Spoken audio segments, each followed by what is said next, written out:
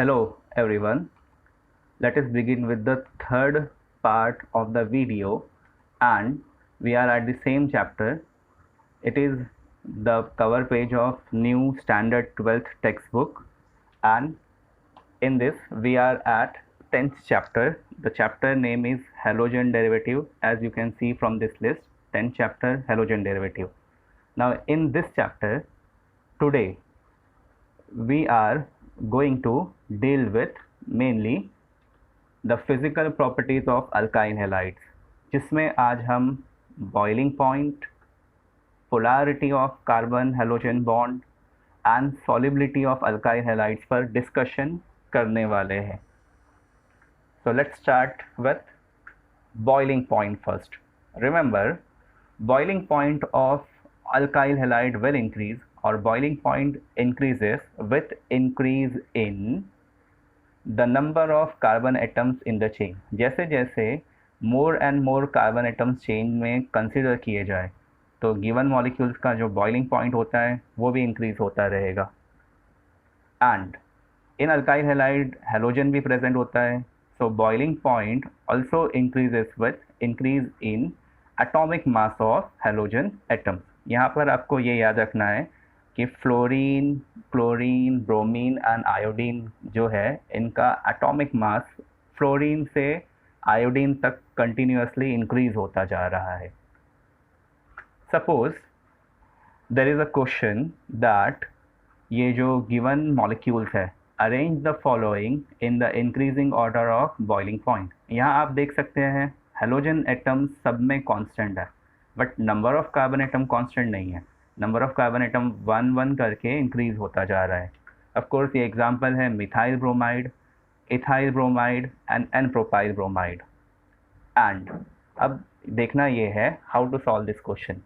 तो सबसे पहले एक जनरल थिंग आप लोगों ने नोटिस की होगी, जो छोटे बच्चे होते हैं, स्मॉल एज में जो किड्स होते हैं, वो काफ़ी टेंशन फ्री होते हैं, उछलते कूदते रहते हैं, दिन भर मस्ती करते हैं, खेलते हैं, लाइफ को फुल्ली एंजॉय करते हैं.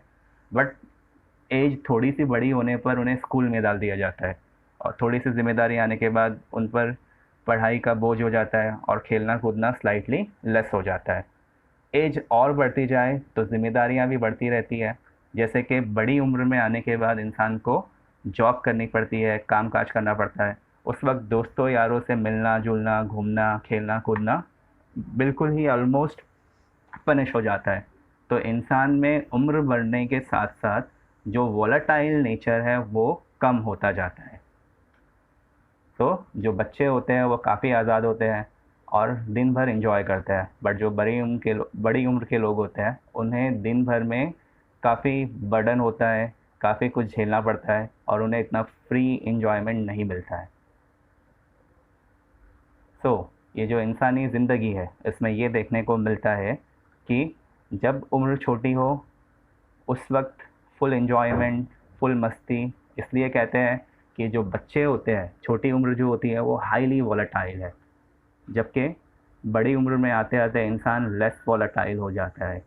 इसका मतलब ये जो छोटे बच्चे हैं ये they are more volatile and they are low boiling, while at the bigger age human being becomes less volatile, means they becomes high boiling. यानी छोटे बच्चों को मोर वोलाटाइल इसलिए कहा जाता है क्योंकि उनको आसानी से हंसाया जा सकता है, रुलाया जा सकता है, उनके इमोशंस, उनका गुस्सा परमानेंट नहीं होता है, वो अगर किसी से नाराज़ है तो वापस से घुल मिल जाते हैं.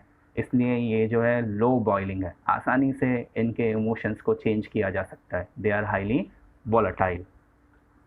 नाउ लेट अस सी, इंसानों की तरह जब कार्बन चेन की बात हो तो इंसानों में उम्र बढ़ने के साथ साथ वोलाटाइल नेचर ख़त्म होता जाता है और बॉइलिंग पॉइंट बढ़ता है. बिल्कुल उसी तरह से यहाँ पर कार्बन चेन में नंबर ऑफ कार्बन्स इंक्रीज़ हो रहा है, तो ऑफ कोर्स वोलाटाइल नेचर ख़त्म होता जाएगा और बॉइलिंग पॉइंट बढ़ता जाएगा. As the number of carbon atom increases, boiling point also increases. तो मिथाइल ब्रोमाइड से ज़्यादा हायर बॉइलिंग है इथाइल ब्रोमाइड, और उससे ज़्यादा हायर बॉइलिंग है propyl bromide. So this is how number of carbons को कंपेयर करके हम लोग यहाँ पर गिवन ऑर्गेनिक मॉलिक्यूल को उनके increasing order of boiling point के अकॉर्डिंगली अरेंज कर सकते हैं. Let's see the next question, or sorry, the next thing. For a given halogen, boiling point rises with increasing carbon number. ये अभी हमने देखा, ये टेक्स्ट बुक डेटा है. Methyl chloride, ethyl chloride, n propyl chloride and n butyl chloride given है, और ये उनके बॉइलिंग पॉइंट है. तो जैसे जैसे number of carbon atom chain में इंक्रीज होता जा रहा है, इनका जो एक्चुअली ऑब्जर्व्ड या जो प्रैक्टिकली ऑब्जर्व्ड बॉइलिंग पॉइंट है वो भी इंक्रीज होता जा रहा है. Now let's see another question.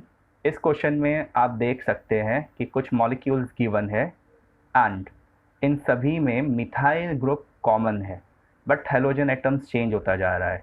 The first molecule is methyl fluoride, second is methyl chloride, then methyl bromide, and then it is methyl iodide. Sorry, this is methyl, it is not bromide, it is methyl iodide.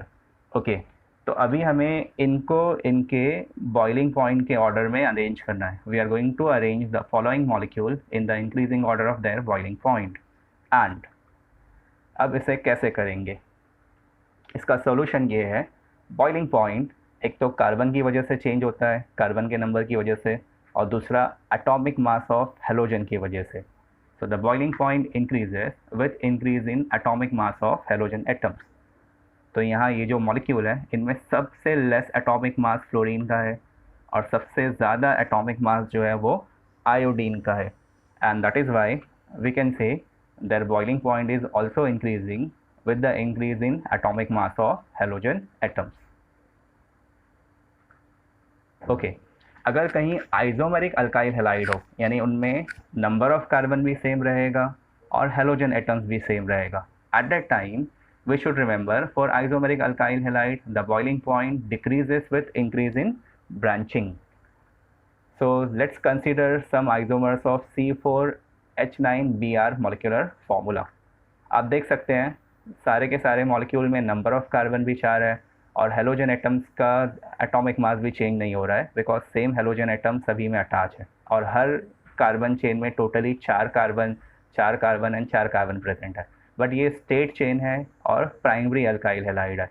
ये secondary alkyl halide है. इसमें halogen atom chain में attach नहीं है but chain के side में attach है. एक तरह से ये ब्रांचिंग या मॉलिक्यूल्स का डिस्टेंस बढ़ाता है. और यहाँ पर जो अल्काइल ग्रुप है they are arranged as branch as well as halogen is also attach as branch on the main chain. तो जैसे जैसे ब्रांचिंग बढ़ती जाएगी अल्काइल हैलाइड्स का बॉइलिंग पॉइंट डिक्रीज होता जाता है and hence the boiling point of straight chain will be highest and the boiling point of highly branching tertiary alkyl halide का बॉइलिंग पॉइंट ऑलवेज सेकेंडरी से less होता है और secondary alkyl halides का boiling point primary से less होता है. तो ये कुछ कंडीशंस थी बॉइलिंग पॉइंट्स के लिए.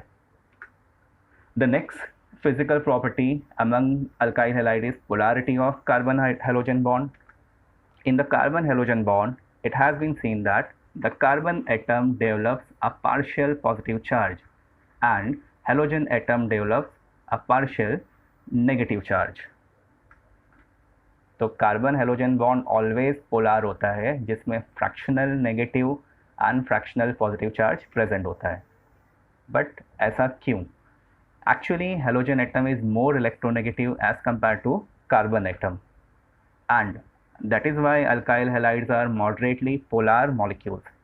Let's consider this alkyl halide. इसमें जो कार्बन हेलोजन बॉन्ड है हेलोजन एटम अपनी तरफ इलेक्ट्रॉन पुल करेगा बिकॉज हेलोजन ज़्यादा इलेक्ट्रोनेगेटिव है, इसलिए ये जो बॉन्डेड इलेक्ट्रॉन्स है ये स्लाइटली ब्रोमीन की तरफ शिफ्ट होंगे एंड देन इस वजह से ब्रोमीन पर फ्रैक्शनल नेगेटिव चार्ज आएगा और कार्बन एटम इलेक्ट्रॉन डेफिशिएंट बन जाएगा. It will acquire partial positive charge. इससे बॉन्डेड इलेक्ट्रॉन थोड़ा सा दूर जा रहे हैं. अब ये जो इलेक्ट्रॉन डेफिशिएंट कार्बन है ये अपने एडजेसेंट कार्बन के बॉन्ड से थोड़ा बहुत इलेक्ट्रॉन डेंसिटी को पुल करता है and that is why this carbon will also become slightly positive और पार्शियली पॉजिटिव. देन अगेन ये positive carbon next positive carbon से थोड़ा सा इलेक्ट्रॉन डेंसिटी पुल करेगा and this will also become partially positive carbon. तो इस तरह के इफेक्ट को इंडक्टिव इफेक्ट बोला जाता है।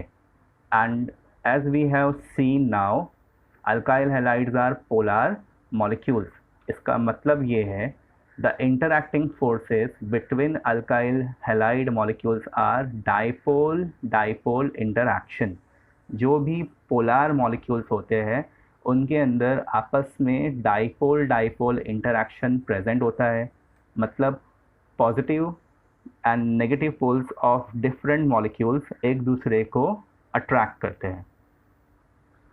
Okay, now let us see about the solubility of alkyl halide. Alkyl halides moderately polar molecule है, बट अगर अल्काइल हैलाइड एंड वाटर को आपस में मिक्स किया जाए तो अल्काइल हैलाइड वाटर में इनसॉल्युबल होता है। भले ही ये पोलार है और वाटर भी पोलार होता है, बट ये याद रखें कि वाटर हाईली पोलार मॉलिक्यूल है और उसमें डाइपोल मूवमेंट काफ़ी ज़्यादा होता है, जबकि अल्काइल हैलाइड में उतना स्ट्रॉन्ग डाइपोल मूवमेंट प्रेजेंट नहीं होता। So they are insoluble in water due to their inability to form hydrogen bond with water. Water में सिर्फ वो मॉलिक्यूल soluble होते हैं जो वाटर के साथ हाइड्रोजन बॉन्ड बना सके, and that is why alkyl halides don't have this ability. Alkyl halides are unable to form hydrogen bond and hence they remains insoluble in water. But अगर alkyl halide का solubility non polar solvents में check किया जाए, जैसे कि carbon tetrachloride, तो non polar solvent में ये हाईली सॉल्युबल होते हैं। तो ये याद रखना, वाटर में अल्काइल हैलाइड इनसॉल्युबल है, जबकि ऑर्गेनिक लिक्विड्स में, ऑर्गेनिक सॉल्वेंट्स में ये सॉल्युबल है। Okay, now we have few examples of primary, secondary, tertiary alkyl halides and